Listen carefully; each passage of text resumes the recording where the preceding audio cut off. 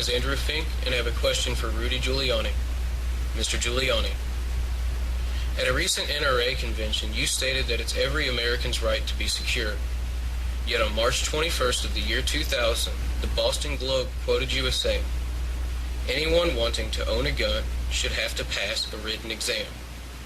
Considering the Constitution grants us the right to bear arms as a means of protection, why do you believe that citizens should be required to pass an exam in order to exercise their right to protect themselves and their families?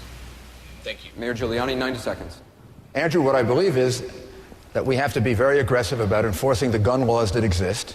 I had a city in which, when I took over, there were 2,000 murders a year, 10,000 felonies a week, and I enforced the gun laws very aggressively. I enforced all laws very aggressively, and that's the reason we reduced shootings by 74%, we reduced homicide by 67%, and we went from being one of the most dangerous cities in the country to being one of the safest. As far as that's concerned, what I believe is the Second Amendment gives people an individual right to keep and to bear arms. Government can impose reasonable regulations. Generally, those reasonable regulations would be about... Let him answer, Con. Let me finish.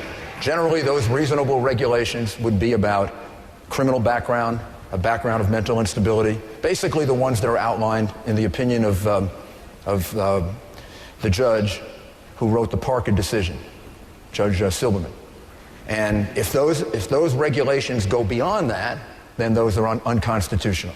I think states can have a little bit of leeway. New York can have a somewhat stricter rules than, let's say, Kentucky. Texas might have different rules than Ohio.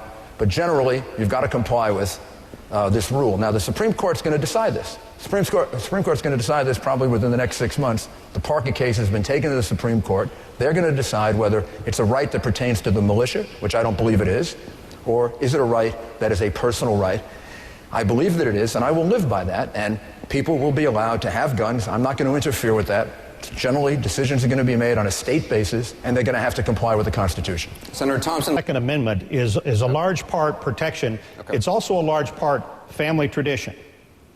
Is there anyone here besides Senator McCain who does not own a gun? Mayor Giuliani? You don't? I have 2 guns in my home. They're owned by my son, Josh. All right, there you go.